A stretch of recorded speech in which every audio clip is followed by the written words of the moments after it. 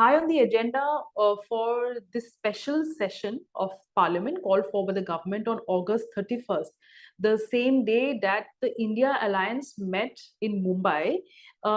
Keeping all of this again in the realm of speculation, high on the agenda are two or three things. The first seems to be the renaming of the country from India to Bharat. And yesterday we went into details on how this procedure will pan out, if at all, and what role does Parliament play in such a procedure.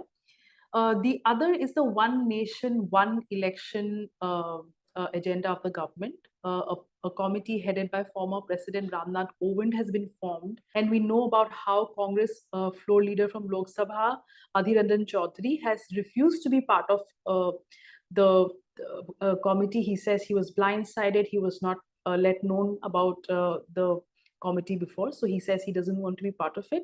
So today we know that the Home Minister Amit Shah has met Ramnath Kovind in what seems to be the first official meeting.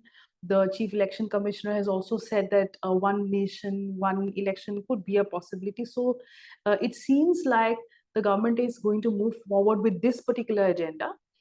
And also what seems to be part of the government's agenda for this special session, is the relocation from the old Parliament building to the new Parliament building. Sources in the government have said that on September 18th, the day that the Parliament session sits, it will convene in the old building, but on September 19th, the day of Ganesh Chaturthi, the government is likely to hold the sitting in the new Parliament. Now, the government, from what sources have told us, wants to celebrate or wants to, initiate the movement, initiate the relocation on the auspicious occasion of Ganesh Chaturthi, because that's the day associated with new beginnings.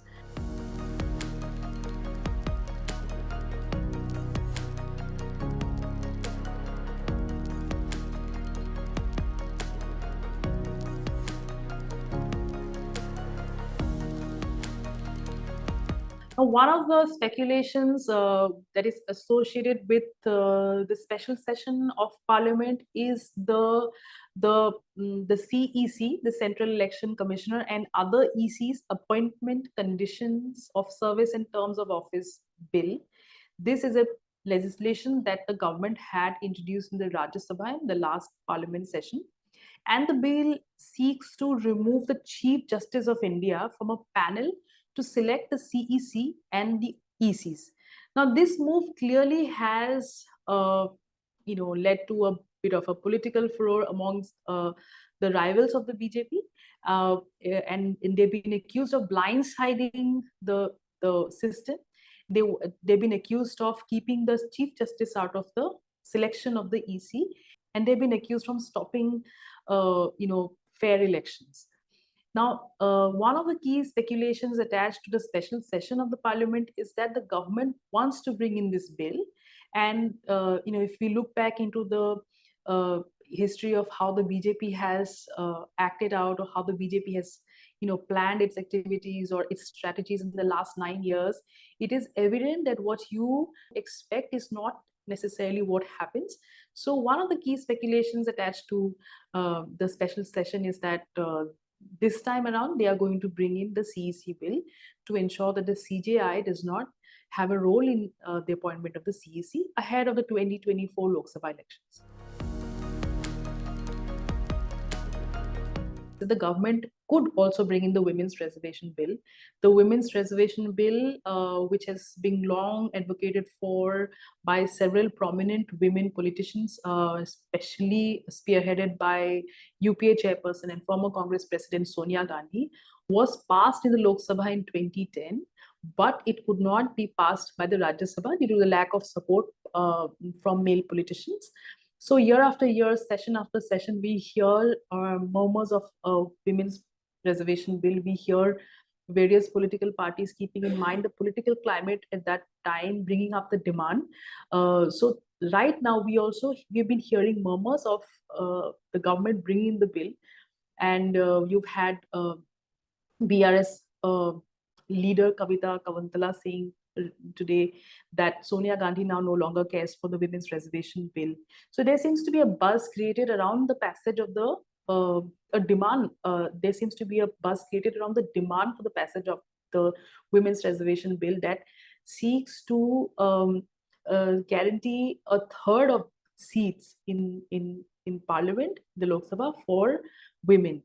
Uh, you know, the women vote has in the last few years grown to be a very important factor. And if you look at the past few key elections for the BJP, whether it was in UP, whether it was in Assam, even now when we talk about the upcoming assembly elections in Madhya Pradesh, it is hard to ignore the women vote. It is hard to ignore the sizable amount of political capital that women voters across the country have. So you see, when when election campaigns are being designed, they're tailor made to reach out to women. Women are given cylinders, women are given subsidies on cylinders, women are given a disposable income in their hand, women are given free bus rides. So the women vote has always been important, but now the significance of the women vote has become crucial for both the NDA and the India Alliance ahead of the 2024 elections. So yes, there is a possibility that the Women's Reservation Bill could make an appearance during this special session. Another speculation attached to the special session of the Parliament, which is less discussed in political circles, is the subcategorization of the OBCs, the submission of the Justice Rohini Commission's report on the subcategorization of OBCs was submitted in July, in the end of July, after about 16 extensions and about deliberating over the issue for 16 years. And there is now a thought that is taking shape that the government could be toying with redistributing the reservation that is accorded to 27 communities to ensure that it can gain more from the OBC vote bank ahead of the 2024 elections. That is one of the key legislations that could come up for discussions in the special session. What we need to keep in mind also is that this is a session, this 5-day session is going to be bereft of any zero hours, private members' bills, or question hours. So this is going to be a very special session for a very special purpose, but we are still yet to find out what that special purpose is.